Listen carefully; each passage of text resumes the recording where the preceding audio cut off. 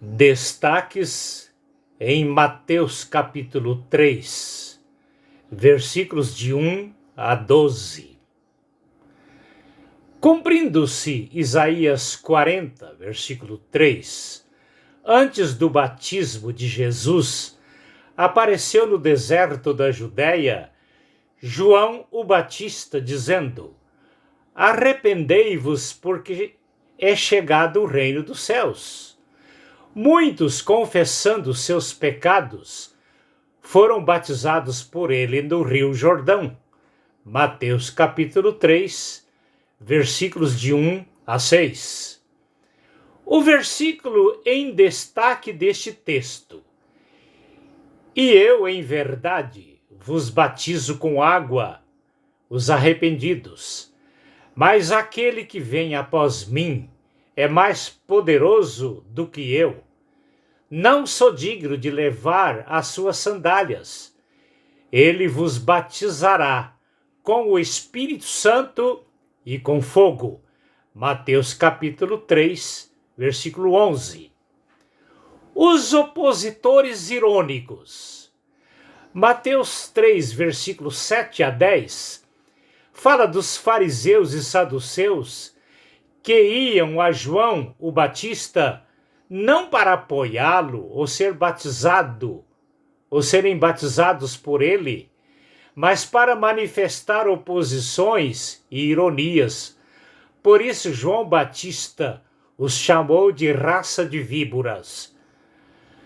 Se alguém os ensinou a fugir da ira futura, não lhes ensinou que a vida vivida no temor a Deus é figurada em frutos, ou seja, refletida em comportamentos condizentes e não em meras palavras vazias, dizendo-se filhos de Abraão.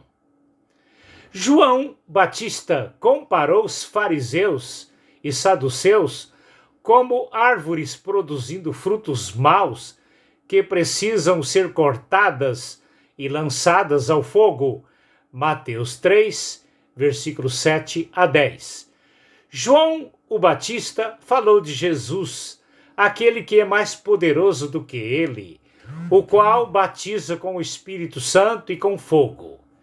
Batismo. De onde veio esta palavra? Qual o seu sentido na língua portuguesa? Por algumas razões que desconhecemos, a palavra batismo não teve o seu sentido traduzido da língua grega para a língua portuguesa.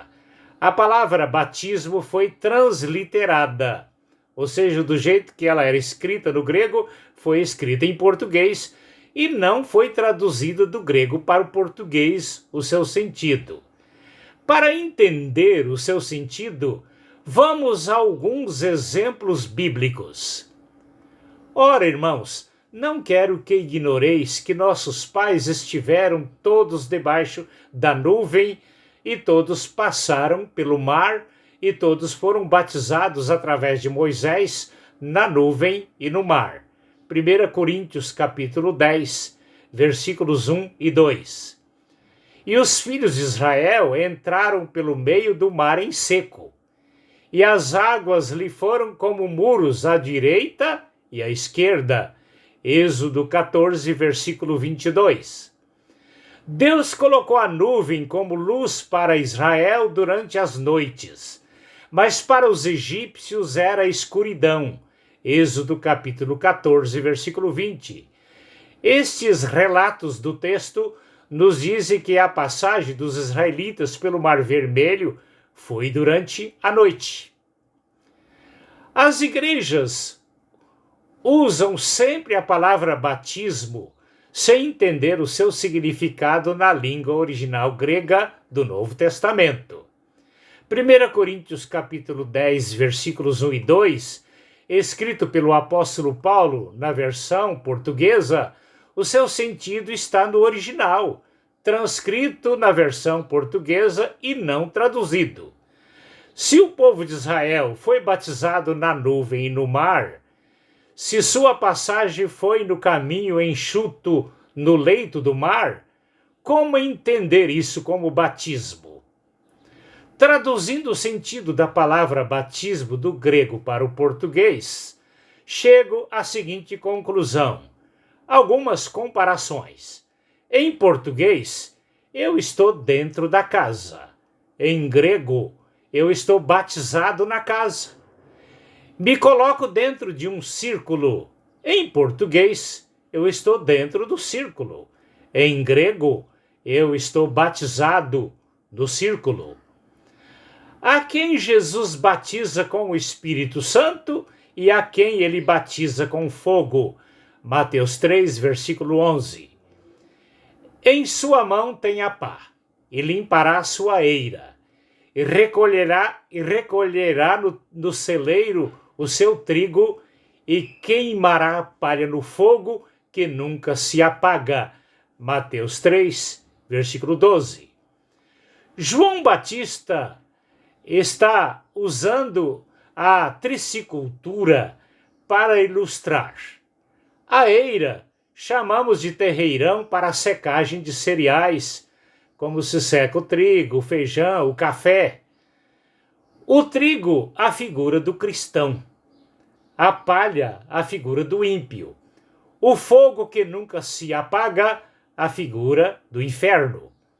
Assim sendo, João o Batista está dizendo que Jesus coloca o justo no reino de Deus, que é o batismo no Espírito Santo, e o ímpio no inferno, que é o batismo com fogo. De minha parte, estou à disposição das igrejas para um estudo mais detalhado com elas deste tema. É só entrar em contato conosco. Teremos o prazer em poder ajudá-las e jamais queremos ferir qualquer segmento denominacional que às vezes não condiz com a nossa forma de interpretar, mas respeitaremos a todos. Que Deus abençoe e obrigado pela sua atenção.